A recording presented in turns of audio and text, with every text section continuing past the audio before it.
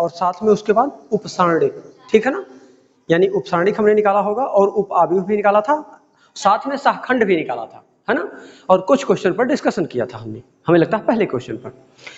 अब सहखंड पढ़ चुके हैं तो थोड़ा सा एक और प्रमेय बनता है दो, उसको हम समझाते हैं।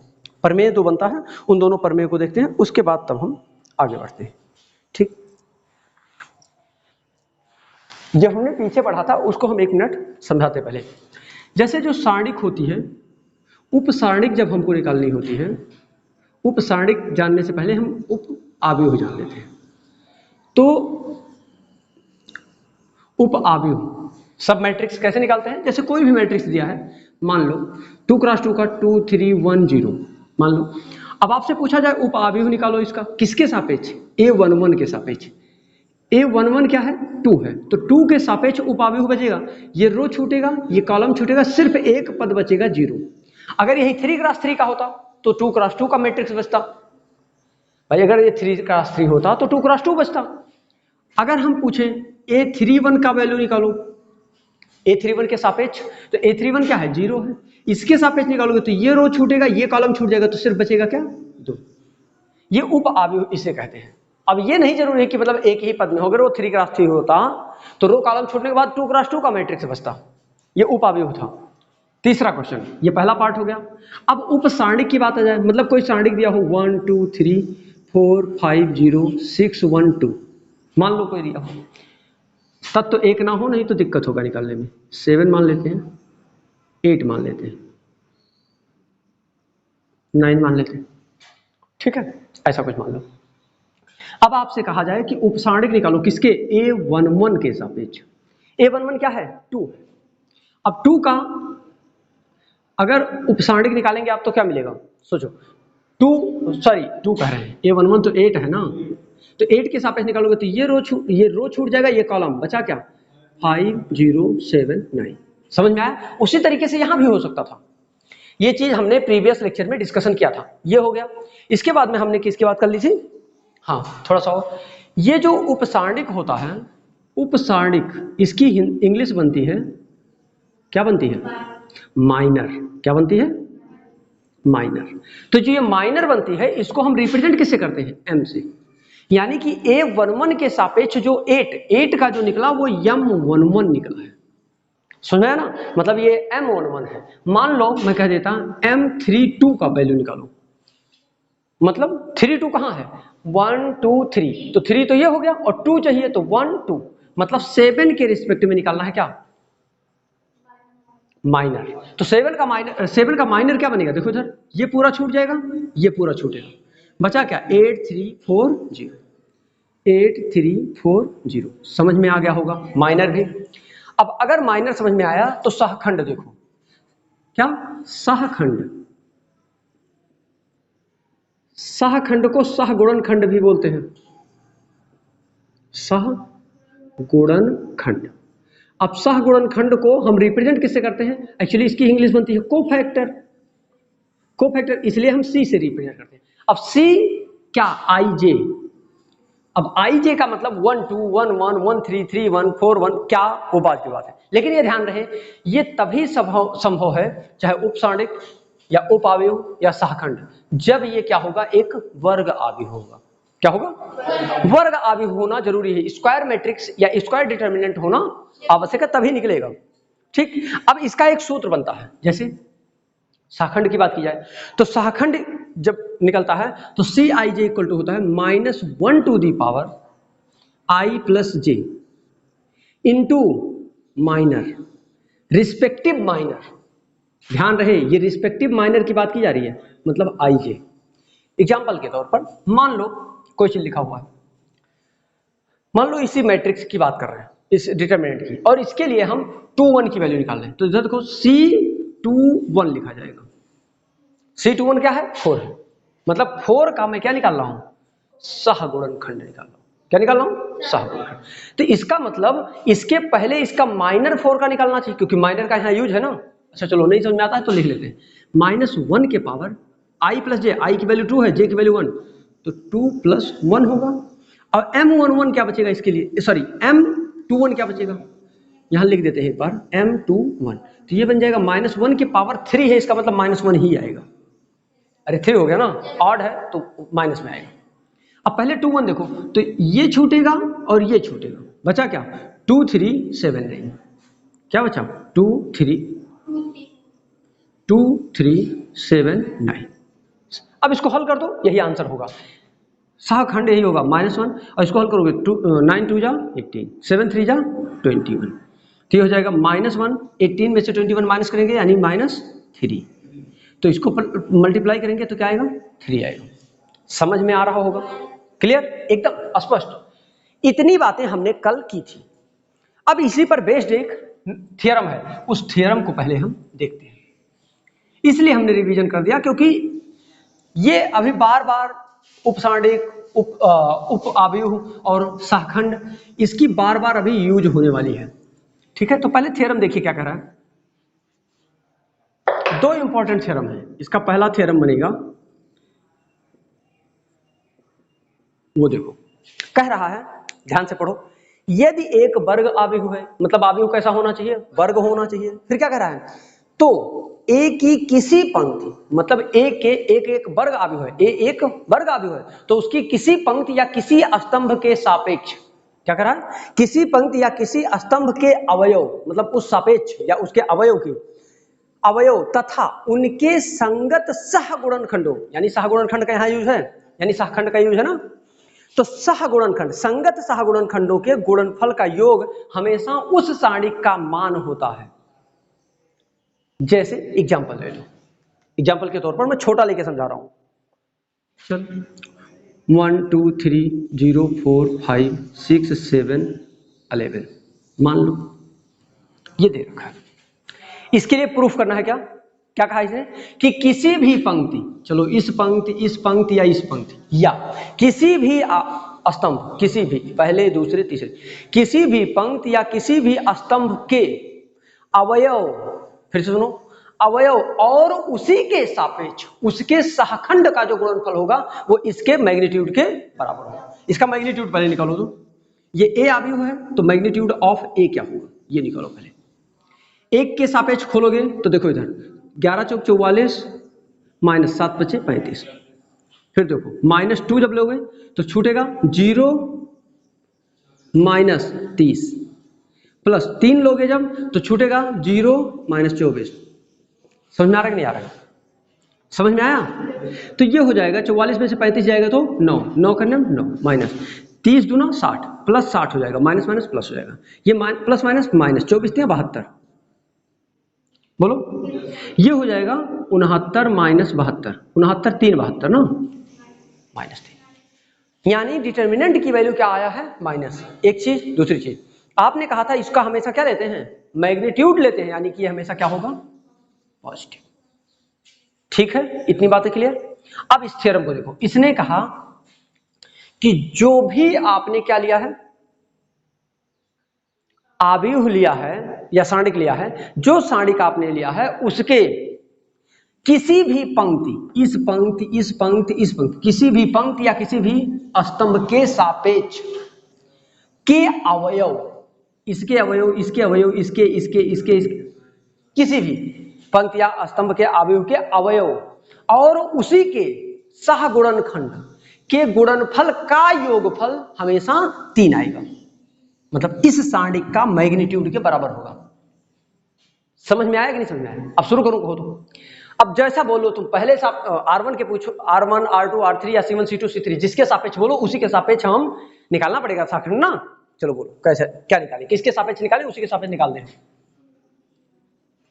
बोलो कॉलम 1। चलो कॉलम 1 की हम बात कर रहे हैं, ध्यान रहे, जब कॉलम 1 का पहला पॉइंट लोगे तो एक इसका सहखंड कैसे निकलता है, देखो इधर कॉलम 1 मतलब इधर देखो सहखंड को किससे, C से रिप्रेजेंट करते हैं, तो C11, इसका मतलब -1 to the power 1 + 1, समझ में आया होगा, I + J मतलब 1 + 1 और प्लस M11। अब डायरेक्ट हम M11 का मान निकालना चाहेंगे तो ये गायब होगा, ये गायब होगा, M11 यही तो निकलता है, तो उसके सापेक्ष जो बचेगा वही लिया जाएगा। बोलो सहखंड कैसे निकलता है, हाँ, टू दी पावर m11, तो m11 मतलब माइनर, इस सांडिक का माइनर पहले निकालो। तो माइनर क्या बनेगा, जब 1 लोगे तो ये छूटेगा, ये छूटेगा, बचा क्या, 11 चौक 44 55, सॉरी 5 7 35, यही तो होगा 44 माइनस 35। ये C11 का जो मान आएगा वो क्या आया, बोलो, C11 का जो मान आया वो क्या आया, 9 आएगा, और ये +1 हो जाएगा, ये 9 आएगा, ये +1 हो जाएगा, 9 बन जा 9। समझ में शायद आ रहा हो। C11 उसके दूसरे देखो, 0 के सापेक्ष क्या आएगा, 0 के सापेक्ष निकालोगे तो देखो C12 माइनस 1 के पावर 1 + 2 3 हो जाएगा, माइनस में आएगा। इसका m11 निकालो, जब इसके सापेक्ष निकालोगे तो ये गायब होगा, ये गायब होगा, 11 दूनी 22 माइनस 21, 22 माइनस 21 मतलब 1। चलो अच्छा, यानी ये क्या आएगा, -1, 1 नहीं -1 आएगा, पावर 3 है। फिर देखो C13 देखो 6 है, -1 के पावर 1 3 मतलब 1 + 3 यानी 4 आएगा। इसको देखो फिर, जब ये गायब हो जाएगा ये, तो 5 दूनी 10 माइनस 12 क्या आएगा, ये प्लस में आएगा और ये -3 आएगा, -3 आएगा। समझ में आ रहा कि नहीं आ रहा, सॉरी 2 आएगा, -2 आएगा, समझ में आ गया। अब क्या कहा था इसने, उसके सापेक्ष, इधर देखो A11 जिसके सापेक्ष आपने खोला है, A11 into C11 plus A12 नहीं था, हाँ 12 नहीं, हाँ 12 है, 12 नहीं 21 है, आपने कॉलम के सापेक्ष खोला है, तो ये 12 तो ये बनेगा, 21 ये बनेगा, समझ पा रहा हो ना। तो A12 नहीं, A21 इंटू C21, हाँ 21 बोलो या 12 बोल दो, क्योंकि कॉलम 1 है ना, तो 21 गड़बड़ हो जाएगा, 12 लिखना चाहिए, प्लस A31 और C13, इनका गुणा करो, जोड़ो, आंसर क्या आना चाहिए, ये आना चाहिए। समझ में आया, यही तो कहा है, थ्योरम प्रूफ कर रहा हूं मैं। इसका मतलब A11 की वैल्यू क्या है, 1 इंटू C11 की वैल्यू क्या है, 9 प्लस A21 की वैल्यू क्या है, कहा गया, और 0, यहां क्या है, इसकी वैल्यू क्या है, -1 प्लस 13 की वैल्यू क्या है, 6, इस C13 की वैल्यू क्या है, -2, ये क्या है 9, ये क्या है 0, ये प्लस माइनस माइनस, 6 2 जा 12, 12 में से 9 माइनस करो,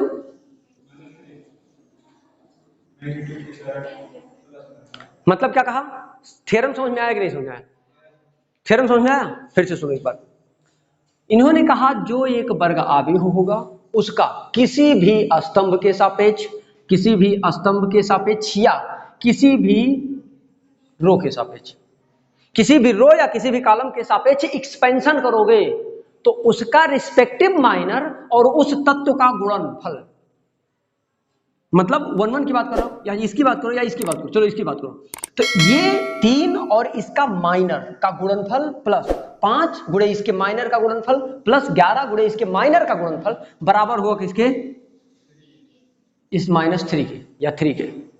समझ में आया, थ्योरम क्लियर हुआ कि नहीं हुआ, एकदम स्पष्ट हो रहा है ना, एकदम आसान है, कुछ है ही नहीं इसमें, समझ में आ रहा है ना।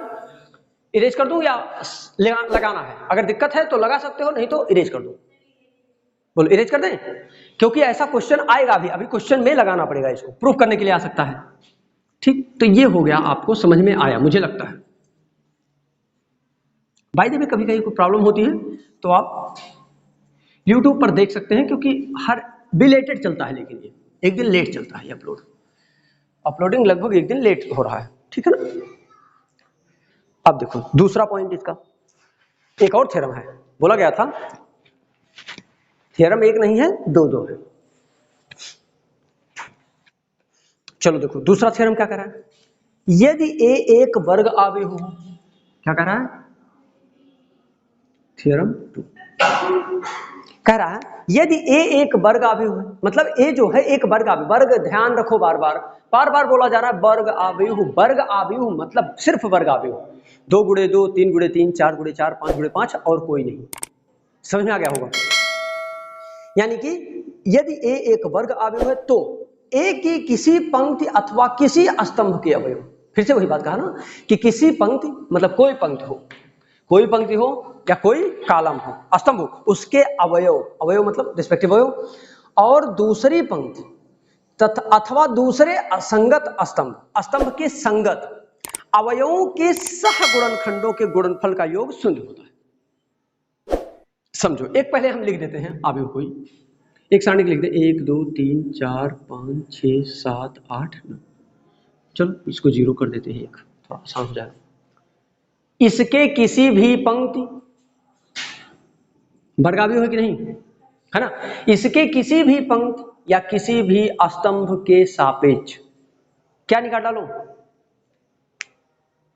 बोलो, क्वेश्चन ने क्या कहा, क्या निकाल डालो, सहगुणनखंड निकाल डालो। लेकिन ध्यान रहे सहगुणनखंड किसी के सापेक्ष नहीं निकालना है, जिसके भी मन करे उस पंक्ति को ले लो और उसी के बीच वाले के। जैसे मान लो इस कॉलम के सापेक्ष, रो के सापेक्ष खोलो, एक्सप्रेशन करोगे तो इसका बीच वाला क्या होगा अवयव, इसका सहगुणनखंड, सॉरी सहखंड या सहगुणनखंड।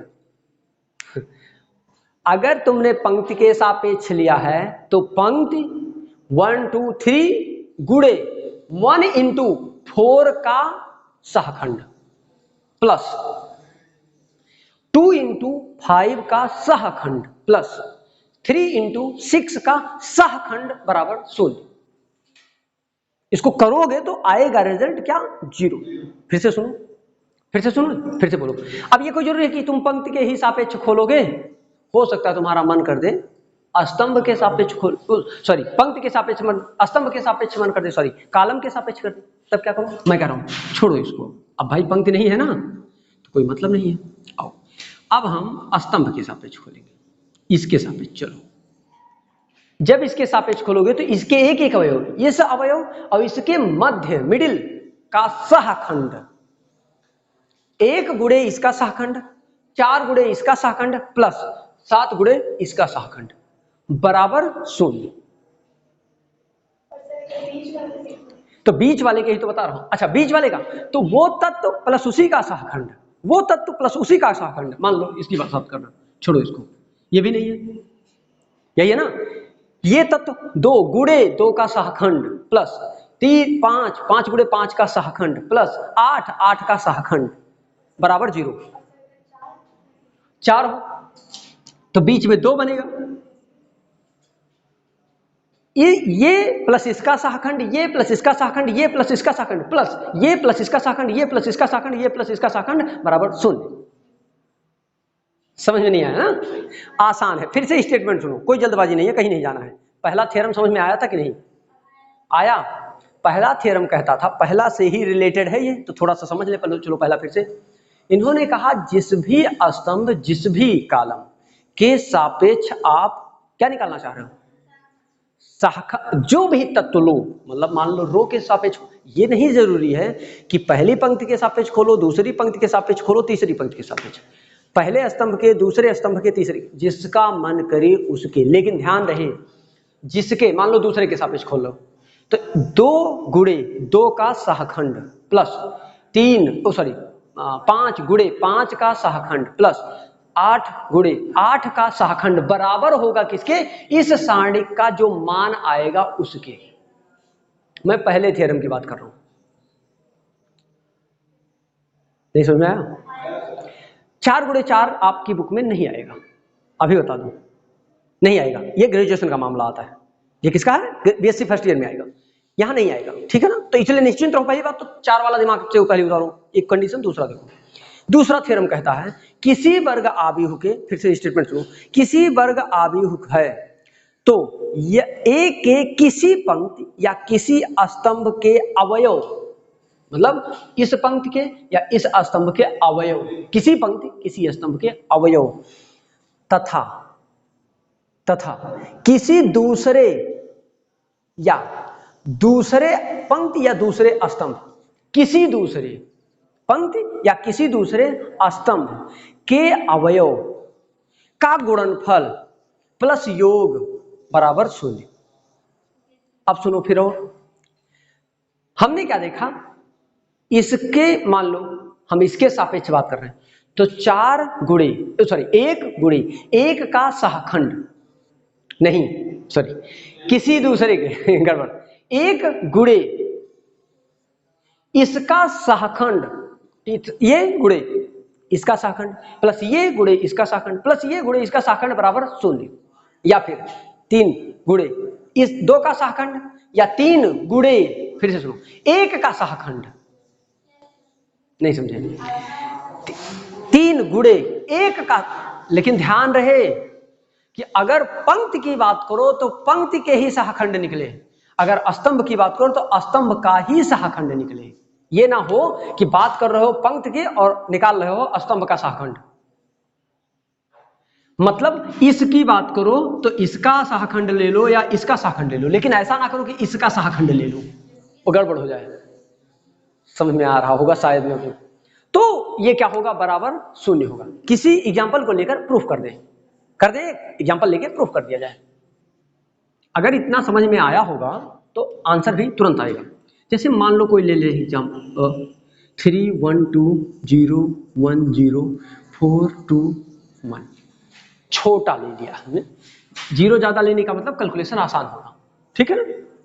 हमने क्या कहा, किसी पंक्ति के सापेक्ष, किस पंक्ति के सापेक्ष खोले, चलो R1, किसकी बात करने जा रहे हैं हम, R1 की। जब R1 लेंगे तो क्या करेंगे, चाहे R2 का सहखंड लेंगे, चाहे R3 का सहखंड लेंगे, R4 का, लेकिन R1 का नहीं लेंगे। और अगर R1 का सहखंड लेकर जोड़ देंगे तो क्या आ जाएगा, उसके पूरे के मैग्नीट्यूड के बराबर आ जाएगा। ये पहला थ्योरम हो जाएगा। समझ में आना चाहिए भाई, बहुत आसान है, कुछ है नहीं, थोड़ी देर लग रहा है बस। अब हम 3, हमने कहा 0 का सहखंड, 0 लेने से थोड़ा सा 0 इसलिए आता है, 0 ले हो जाएगा आसानी से। तो 0 का सहखंड, 0 का सहखंड देखो, -1 के पावर 1 + 1, बोलो, और इसका सहखंड लोगे तो ये गायब हो गया, तो बचेगा क्या, ये गायब हुआ तो 1 2 2 1, यही तो।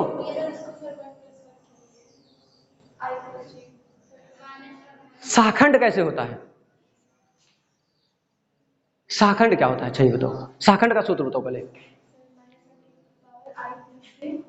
C मान लो जो भी CIJ बराबर -1 के पावर I + J का रिस्पेक्टिव सहखंड, मतलब IJ। मान लो चलो 1 1 नहीं ले रहे हैं, खुश कर दे, चलो इसके सापेक्ष खोल रहे हैं।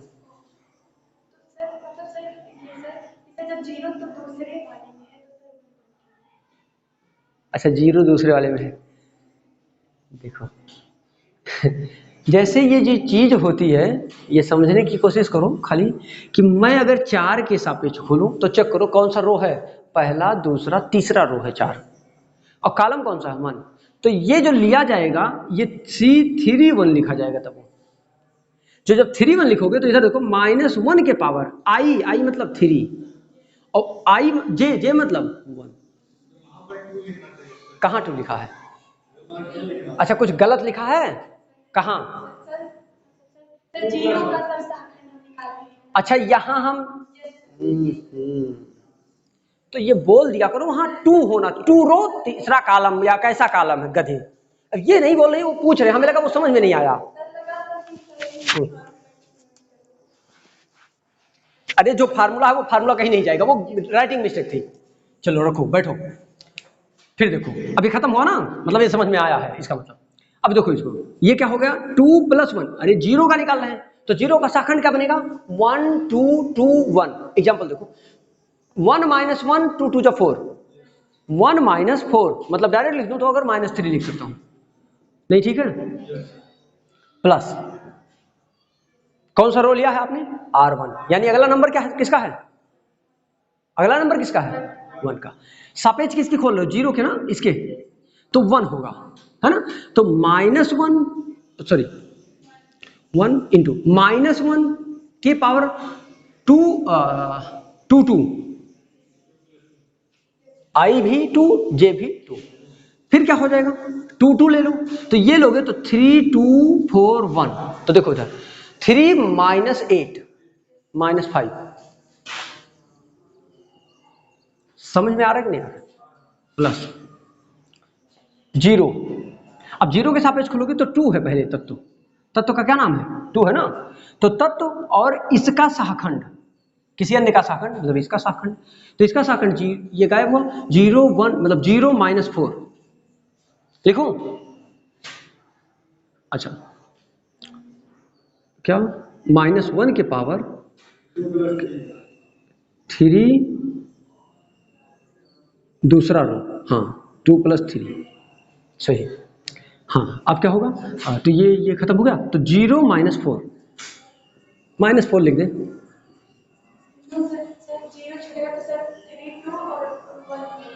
कुछ गड़बड़ हो गया, अच्छा ये छूट जाएगा, ये छूट गया 3 माइनस 4 -1 सही है, क्यों गड़बड़ हो रहा है, कंफ्यूज्ड है क्या कुछ मामला, अरे ये 2 बच रहा है, चलिए ये छूट गया भाई, ये छूटा है, तो ये 6 4 2 सही है ना, चलो देखो अब ये आएगा 3 -1 के पावर 3 मतलब -1, तो -3 लिख दें, और ये -3 + 9 एक लाइन में गायब कर दिया, दूसरा देखो क्या लिखा है, प्लस है तो +1 हो जाएगा, ये +1 हो जाएगा, और ये देखो -5 हो जाएगा, तो प्लस माइनस माइनस ही रहेगा, कोई दिक्कत तो नहीं हो रही, तीसरा देखो 2 और ये 2 2 जाओ 4 और 3 2 5 5 मतलब -5 मतलब -1 ना, तो -5 मतलब सॉरी -4 सॉरी 2 2 4 और -4 ठीक, 5 4 9 माइनस में और +9 में,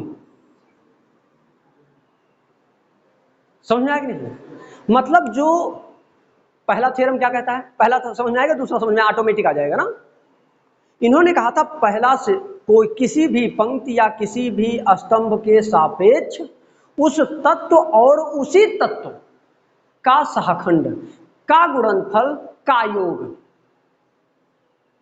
बराबर क्या आएगा, उसका मैग्नीट्यूड, उस सारणिक का मैग्नीट्यूड, उस आव्यूह का मैग्नीट्यूड, समझ में नहीं आ रहा है ना, आ रहा है। दूसरा थ्योरम का कहा किसी भी पंक्ति या वर्गाव्यूह, ध्यान रहे बार बार बोल रहा हूं, वर्गाव्यूह किसी भी पंक्ति किसी भी स्तंभ के सापेक्ष एक एक अवयव और उसी पंक्ति, अब पंक्ति लिया है तो पंक्ति के किसी दूसरे पंक्ति या स्तंभ लिया है तो किसी दूसरे स्तंभ के सहखंड का गुणनफल का योग बराबर 0, थोड़ा सा मतलब समझना तो पड़ेगा, चाहे वो जैसे समझो समझना तो पड़ेगा, किसी भी कीमत पर छोड़ना नहीं पड़ेगा, मतलब समझ में आ रहा होगा मुझे आशा है, फुली कोई डाउट तो नहीं है, बोलो, थोड़ा सा समय जरूर लग सकता है लेकिन लेक्चर अच्छा जाएगा उम्मीद करता हूं, बोलो समझ में आ गया, ये क्वेश्चन आएगा अभी, जैसे थोड़ा सा आगे बढ़ोगे क्वेश्चन तुरंत आएगा, एक पॉइंट हम और पढ़ाएंगे उसके बाद तब एक्सरसाइज पे आएंगे, एक्सरसाइज वैसे मुझे लगता है ना अब बताना नहीं पड़ेगा, मतलब बताना पड़ेगा लेकिन समझाने से काम चल जाएगा।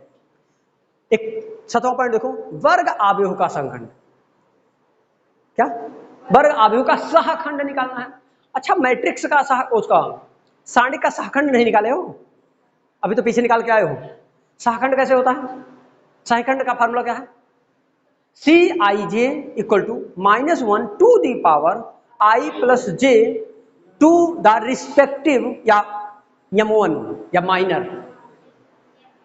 याद हो गया, हाँ माइनर रिस्पेक्टिव तत्व का ही माइनर, बोलो क्लियर ना, अब आओ दूसरा देखो, बोलू देखो कह रहा है किसी सहखंड, इसको हम वर्ग आव्यूह का सहखंड मतलब एडजॉइंट बोलते हैं, इसको क्या बोलते हैं एडजॉइंट, इसको लिखते हैं ADJ, कोई आव्यूह दिया है A तो उसका ADJ निकाला होगा, क्या निकालना होगा ADJ, उनके एक एक तत्वों का सहखंड निकालो पहले, फिर से एक बार, क्या जो दिया है उसका एक एक तत्व के सापेक्ष सहखंड निकालो, जो सहखंड आ जाए उससे एक आव्यूह बना लो, उस आव्यूह का ट्रांसपोज कर दो, अच्छा ट्रांसपोज नहीं पढ़ाया ना, चलो पहले ट्रांसपोज पढ़ लेंगे, नहीं तो गड़बड़ हो जाएगा। ट्रांसपोज को टी या टी इनवर्स, टी या टी इनवर्स नहीं, ऐसा समझो। मान लो ए है, ए का ट्रांसपोज निकालना है तो हम लिखते हैं ए का डैश या ए के पावर टी। पहले इतना सिंबल समझो, भी समझ में आ जाएगा, बहुत आसान है। जो रो होते हैं उसको कॉलम बना दिया जाता है, जो कॉलम होते हैं उसको रो बना दिया जाता है, बस हो गया ट्रांसपोज। नहीं समझ में आया? जैसे एग्जांपल ले लो 2 3 4 5, एग्जांपल ले लो, समझा रहा हूं। अगर मैं इस का नाम ए है, ए का ट्रांसपोज निकालूं तो हो जाएगा, ये रो है ना तो इसको कॉलम बनाओ, 2 3 है तो 2 3। अरे समझ में क्या नहीं आ रहा भाई, रिएक्शन ही नहीं दे रहे हो। अब 4 5 4 स्तंभ है तो इसको कॉलम बनाओ फटाक से, तो सॉरी पंक्ति है तो स्तंभ बनाओ फटाक से, तो ये 4। नहीं समझ में आया ट्रांसपोज? फिर से, और तीर क्रॉस तीर का देखो, मान लो ए एक कोई तत्व दे रखा है, दिखाई दे रहा है ना, ए कोई अभी दे रखा है 1 2 3 4 5 6 7 8, मान लो 9 दिया है।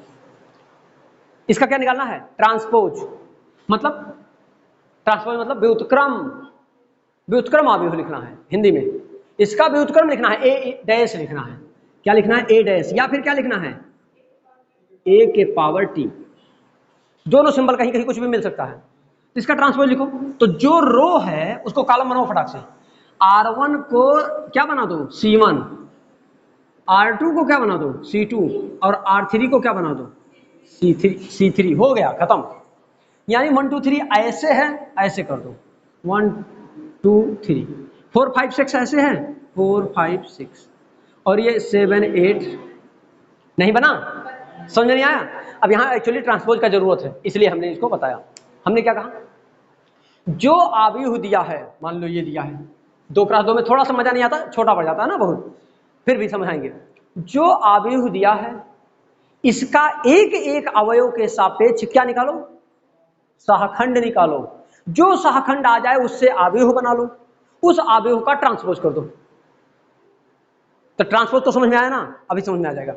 मान लो 2 के सापेक्ष निकालें तो C11 सहखंड क्या बनेगा? C11, ये छूटेगा, सिर्फ 5 बचेगा। बोलो C12 4 के सापेक्ष बनाओ, जैसा चाहो, ध्यान रहे ये चीज। 1 2 मतलब 1 2 ये है, तो 3 के सापेक्ष तो क्या बनेगा? 4। एक्चुअली ये छोड़,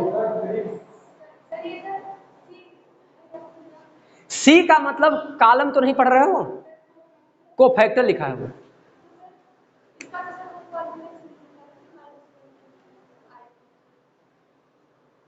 हाँ सही कह रहे हो। अच्छा को फैक्टर हम बोल दिए हैं, माइनर, गलती हो गई। अगर हमने गलती से बोल दिया हो तो हम माइनर निकाल लें, लेकिन सो सॉरी फॉर दैट। इसको एक काम करते हैं, वो हम लिख भी गलत रहे ना तो वो डिस्टर्ब होने वाली बात ही है। ये M11 होना चाहिए था, ये M12 होना चाहिए था, गड़बड़ हो गया है, बैठो। ये गड़बड़ हो गया। अब M21 आएगा, 2 लो 2 लो 1 लो, 2 1 3, थोड़ा बहुत छोटा है ना इसलिए थोड़ा जल्दी हो जाता है, इसीलिए ये समझा रहा हूं। और 2 2 ले लो, तो जब 2 2 लोगे तो ये आएगा, तो ये छूटेगा 2। इसका मतलब इसका जो आव्यूह बनकर तैयार होगा वो क्या बनेगा? M11 M12 M21 M22। अरे बोलो भाई, तो ये क्या लिखेंगे? 5 4 3 2 बना। इसका ट्रांसपोज जो बना उसका ट्रांसपोज क्या बनेगा?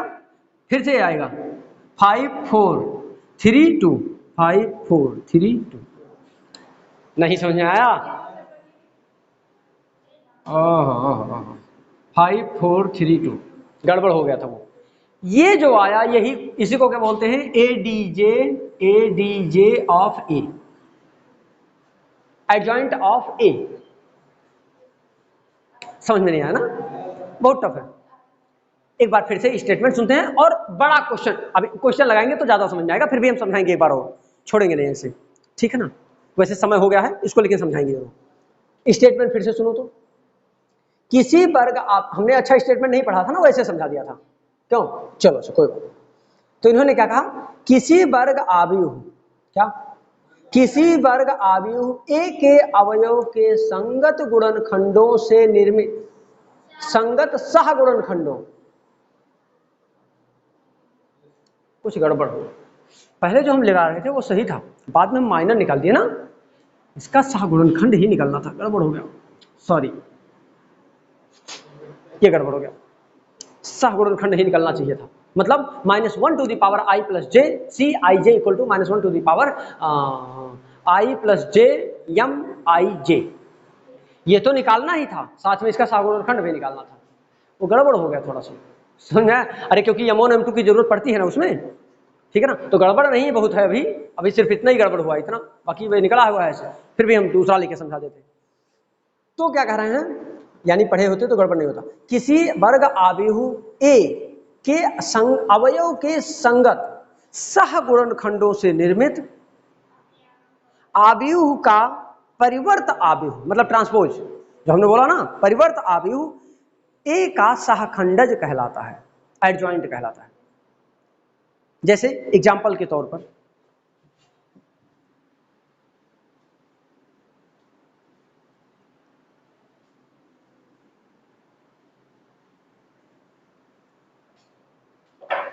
क्या पढ़ रहे हैं हम, सहखंडज मतलब एड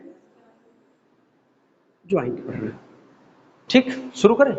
मान लो कोई हमने तत्व वो लिया, आव्यूह ए लिया, और क्या नाम है 1 2 3 4 5 0 6 7 5 6 7 8 0, ये जो हमने आव्यूह लिया, इस आव्यूह का क्या निकालना है पहले, C11, क्या निकालना है, सी आई जे, मतलब तो सी आई जे और M11 साथ में हम यूज कर लेंगे, उसी में निकाल लेंगे और तुरंत गुणा करके रख देंगे, ठीक है ना। तो देखो C11 क्या आएगा 1, तो ये हो जाएगा -1 के पावर 1 + 1 2, इसका M11 क्या बनेगा, छोड़ो 0 माइनस 8 × 48 -48 प्लस नहीं की जरूरत है, C12, अच्छा इसका मान निकाल दो, -1 है तो 1 ही हो जाएगा, -48 हो जाएगा, सही है ना। C12 देखो 1 2 ये है, तो ये छूटेगा, अच्छा पहले ये देखो -1 के पावर 1 2 मतलब 3, बोलो, और देखो इसको ये छूटेगा, यानी 0 - 7 × 42, और ये माइनस आएगा, 3 है तो ये +42, बोलो 1 3 तो -1 के पावर 4 हो जाएगा, और देखो इधर ये छूटेगा 8 चौक 32 - 7 × 35, 32 में से, हाँ 8 चौक 32 - 35 -3, बोलो -3, और ये प्लस आएगा, ये माइनस हो जाएगा -3, C21, बोलूं 21 कहाँ है, ये है, तो इसको देखो -1 के पावर 2 1 3, और इसको छोड़ोगे तो 0 - 24, सही लिखा है ना, गलत होगा तो तुरंत बोल देना, नहीं आंसर गलत आएगा तो हम फिर चेक नहीं करेंगे, इसको बता दे रहा हूं मैं भी, ये माइनस आएगा, ये माइनस प्लस हो जाएगा, C22 -1 के पावर 4, C22 देखो ये होगा ना, तो इसके सापेक्ष ये छूटेगा 0 - 21,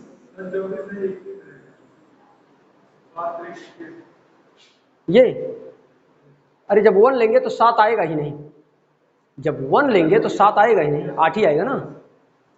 इसको देखो C22 ये लेंगे तो ये छूटेगा तो ये क्या हो जाएगा, हाँ 0 - 7 × 21, और ये +1 -1 मतलब -21, जल्दी बोलो, C31 सॉरी 23, पहले 23 यही निकाल देते हैं, -1 के पावर 5 3 to 5, देखो 2 3 ये है ना, तो ये छूटेगा 8 - 14, बोलो -6,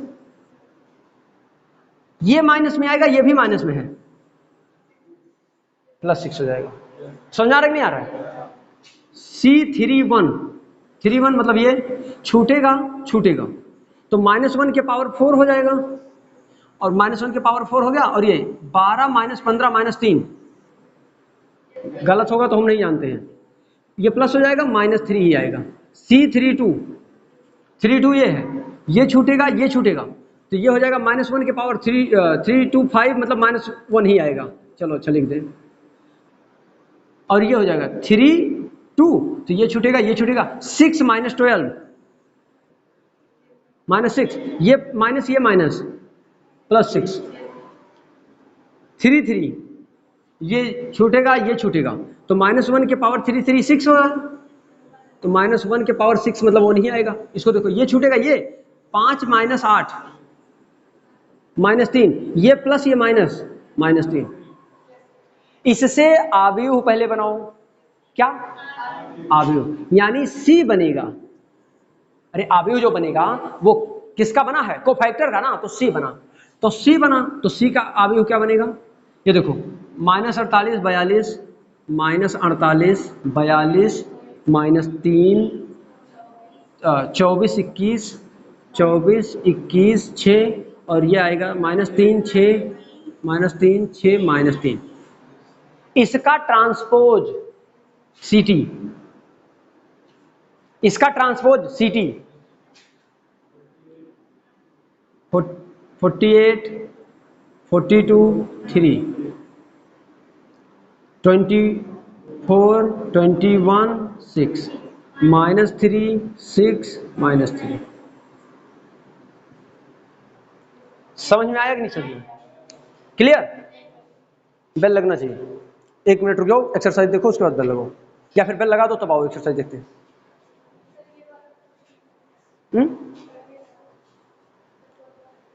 दूसरा वीडियो जाके देखो, लगा हुआ है।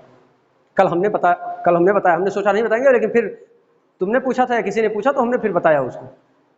वही ना बी वाला, कोई एक था बी, जो हमने कहा था प्लस में था, हमने कहा था नहीं लगेगा ना, 0 लाना था, वो आ रहा है। ठीक है ना, वीडियो देखो, वीडियो देखो। हमें लगता है एक क्वेश्चन पढ़ाने के बाद बताया है, पता नहीं, मैं बताया कल, बस इतना जानो, वीडियो देखो, ठीक है ना, लग जाएगा तुरंत। एक ही बार जैसे देखोगे तुरंत समझ में आ जाएगा। समझ में आया? अब पहले एक्सरसाइज पे आओ, थोड़ा सा थियरी बचा है वो छोड़ देते हैं हम। एक्चुअली थोड़ा सा क्वेश्चन तुम लोगों को होमवर्क मिल जाए,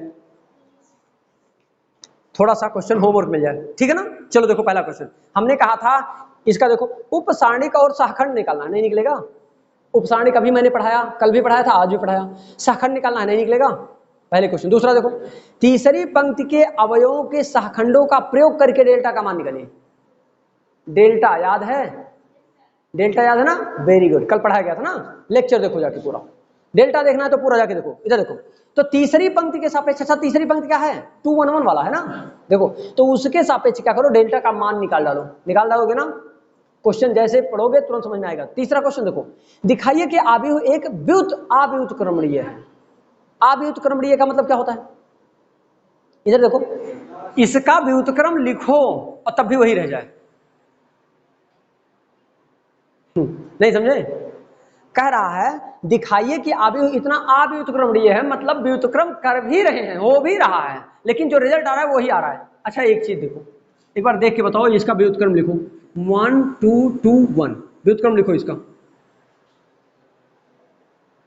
ए है ना, तो ए का ट्रांसपोज लिखो भाई, 80 लिखो, तो ये 1 यही रहेगा, और ये 2 नीचे आएगा, और ये 2 ऊपर जाएगा, और ये 1। ये अव्युत्क्रमणीय है, मतलब व्युत्क्रम भी वही आ रहा है। अरे जो अव्युह था वही फिर व्युत्क्रम करने के बाद भी वही मिल रहा है, मतलब चाय बनाने के बाद भी चाय ही मिल जाए, मतलब दूध हो, रुक जाओ, दूध हो, दूध से चाय बनाने के बाद फिर वो दूध ही तैयार मिले, इसका मतलब चीनी, चाय पत्ती नहीं रहा होगा, चीनी नहीं था, बनाया तो गया लेकिन फिर दूध ही तैयार हुआ। ऐसा कैसे हो सकता है, नहीं हो सकता ना। हाँ, वो 3x3 का है और नीचे 1 1 दिखाई दे रहा है ना, यही तो। व्युत्क्रम निकालने के लिए व्युत्क्रम को शो करना है, इसका मतलब व्युत्क्रम का व्युत्क्रम कर देना, पहले व्युत्क्रम निकालना और उसका व्युत्क्रम कर देना। ए ट्रांसपोज का डबल ट्रांसपोज, एटी का ट्रांसपोज कर देना, प्रूफ हो जाएगा। मतलब ये थोड़ा कहा है कि जो है उसी का व्युत्क्रम निकालो, अव्युत्क्रम हो जाए, व्युत्क्रम निकालो अव्युत्क्रम हो जाए। एक बार करोगे तो ट्रांसपोज आएगा तो 1 1 यहां से यहां चला जाएगा पूरा, बाकी सारे तत्व तो एडजस्ट रहेंगे, लेकिन ये 1 1 डिस्टर्ब करेगा, तो यहां से खटके यहां चला गया, फिर से करो, बस ये फिर खुश के यहीं आ गया। नहीं दिखा ना? तीसरा क्वेश्चन देखो, चौथा क्वेश्चन देखो, नहीं मतलब तीसरे का बी, व्युत्क्रमणीय है। अच्छा व्युत्क्रमणीय हम जानते हैं, मतलब व्युत्क्रम कर डालो बात खत्म, रिवर्ट। तीसरा क्वेश्चन नहीं, सी आप पढ़ेंगे, चौथा आप पढ़ेंगे, चौथा क्वेश्चन देखिए, सी डी आप पढ़ेंगे, चौथा देखिए, सिद्ध कीजिए कि यक्स के किस मान के लिए आव्यूह इतना अव्युत्क्रमणीय है। यक्स यहां कहीं लिखा होगा, ये है यक्स, यक्स के जगह पर क्या कर दें कि वो अव्युत्क्रमणीय रह जाए, मतलब बता दें, इसको बस व्युत्क्रम करके साल कर लो, इसका व्युत्क्रम कर लो और साल कर डालो, यक्स का अकेला कांस्टेंट है ना, यक्स का कोई मान आ जाएगा, बराबर 0 रखोगे, यक्स का जो मान आएगा वही मान उसको संतुष्ट करेगा। आप समझा गया ना? पांचवा क्वेश्चन देखो, यदि ए एक आव्यूह है तो एडजॉइंट ए, एडजॉइंट मतलब सहखंड, सहगुणनखंडज, सहगुणनखंडज, तो सहगुणनखंडज का जो होगा वो क्या आ रहा है, मैग्नीट्यूड, इधर देखो, सहगुणनखंडज निकालो फिर उसका मैग्नीट्यूड निकालो, तो मैग्नीट्यूड निकालना नहीं आता, ए का मैग्नीट्यूड निकालना आता है, तो जो आव्यूह बनेगा उसी का मैग्नीट्यूड निकाल देना, बात खत्म। ठीक, फिर क्या कह रहा है, का मान ज्ञात कीजिए। अच्छा मतलब एडजॉइंट का भी मान निकालो और जो एडजॉइंट आ जाए उसका मैग्नीट्यूड निकाल दो। अब समझ में आ गया होगा। तीसरा क्वेश्चन नहीं, बस बहुत है, 5 क्वेश्चन बहुत है, तो 1 से 5 तक के सारे क्वेश्चन सॉल्व करके लाएंगे, फिर मिलते हैं हम आपसे नेक्स्ट।